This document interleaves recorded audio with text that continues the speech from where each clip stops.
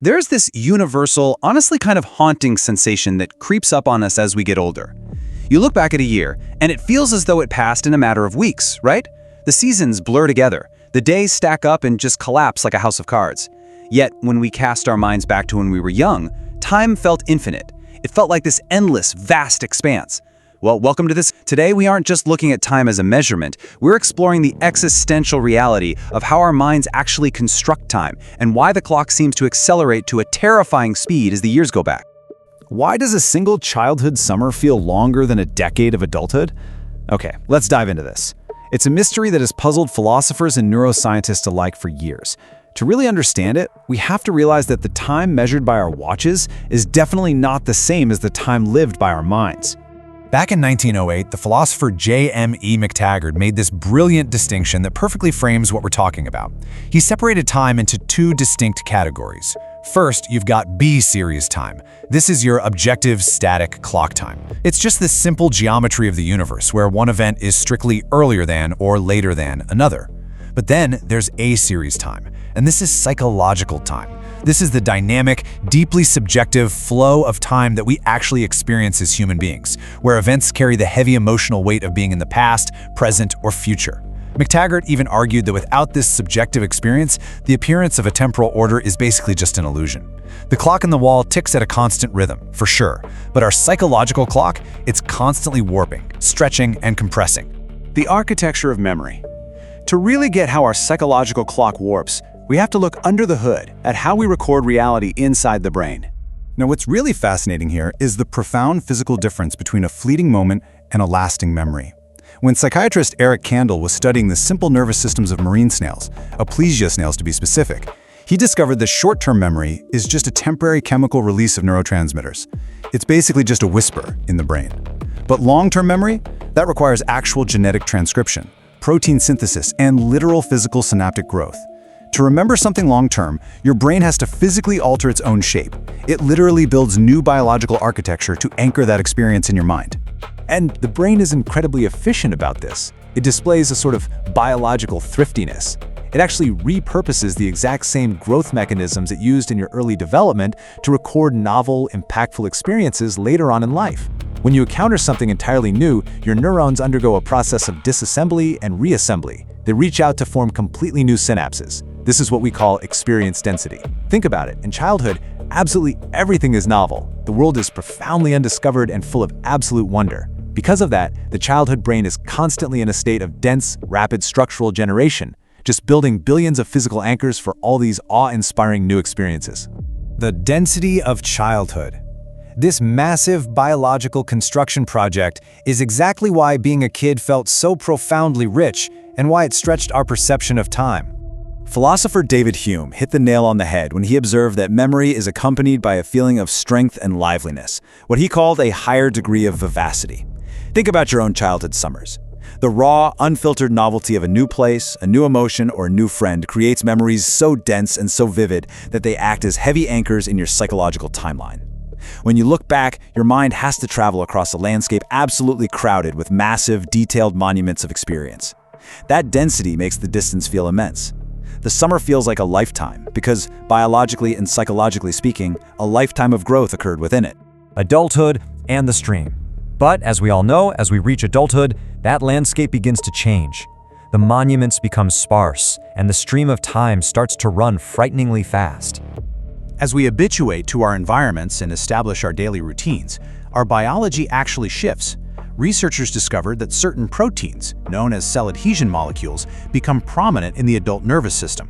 These molecules act as an inhibiting factor. They physically bind axonal branches together to control and suppress continuous neuronal growth. Biologically speaking, they are the molecular equivalent of adult routine. They hold synaptic growth in abeyance just to keep the system efficient. Because if your brain recorded every single mundane commute to work with the exact same biological intensity as your first day of school, it would be completely overwhelmed. So it suppresses the growth. It stops building the anchors. Let's walk through how this cascade actually happens, step by step. First, we habituate to our daily routines. Second, our biology responds by inhibiting synaptic growth, effectively locking down the architecture. Third, Without that new physical structure, way fewer distinct memories are formed. The days, weeks, and months just start to blur together. And finally, step 4, our psychological time compresses. When you look back at your last year, if there are absolutely no new emotional or structural monuments to look at, the mind just glosses right over the empty space. Suddenly, 12 months feel like 12 days. Identity across time. Now, this biological reality doesn't just affect how we perceive the clock, it actually has some haunting implications for who we are. Psychologist Endel Tulving coined the term autoenetic consciousness. This is the uniquely human capacity for mental time travel. It's that self-knowing consciousness that allows us not just know a random fact about our past, but to vividly, deeply re-experience it as an episodic memory. It's what gives us our sense of a continuous self. But here is the really profound question. If adult routine literally stops us from forming these vivid episodic memories, does our very identity begin to stretch and fracture? Philosophers Thomas Reid and Joseph Butler raised a pretty famous objection about memory and identity that perfectly illustrates this. Imagine a timeline. You have a young student who gets fined for a library book. Years later, as a middle-aged lawyer, she remembers paying that fine. But decades later, the elderly woman remembers being a lawyer, but she has entirely forgotten the library fine of her youth. Now, if identity relies on continuous memory, the lawyer is the student, and the elderly woman is the lawyer. But because the elderly woman has completely lost the memory of the student, is she still the same person?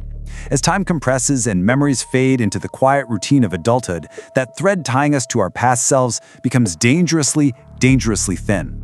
This leads to a rather startling concept in the philosophy of personal identity, the idea of four-dimensional space-time worms. This theory suggests that you are actually not a single enduring entity moving through time. Instead, you are a fusion of infinite temporal parts stretching across space-time. Just as your hand is only a spatial part of your body, the you sitting there watching this right now is only a momentary temporal part of a much larger structure. So, are we just a narrative strung together by fading biological snapshots? If our past temporal parts are no longer accessible to our memory because we've stopped building the synaptic architecture to hold them, how much of us is already gone? Philosopher William James beautifully captured this when he wrote, "Consciousness does not appear to itself chopped up in bits. It is nothing jointed. It flows. A river or a stream are the metaphors by which it is most naturally described. Our minds are autopoetic, meaning they are self-creating and self-organizing systems that desperately need this flow to make sense of reality. But think about how a stream actually flows. When a river hits rocks and boulders, which represent new, intense, dense experiences, it churns, it slows down, it creates eddies. But when the riverbed is entirely smooth, worn down by the predictable day-to-day routine of adulthood, the water rushes by with terrifying speed. The vanishing present. We find ourselves facing a really profound realization about how we're choosing to live. If our psychological timeline is fundamentally anchored by the physical architecture of new memories, what happens to us when our days become entirely predictable? When we stop breaking the suppression of those cell adhesion molecules? When we literally stop giving our brains a reason to physically grow? That existential dread we feel as we age isn't just about getting closer to the end of our lives. It's the biological and psychological realization that our present is vanishing without a trace. We are flowing over a perfectly smooth riverbed, leaving absolutely no monuments behind. So the crucial point is, time disappears not from the clock, but from the moments we stop deeply experiencing. So look back at your own life. Are you building monuments to remember, or are you just letting the water rush by?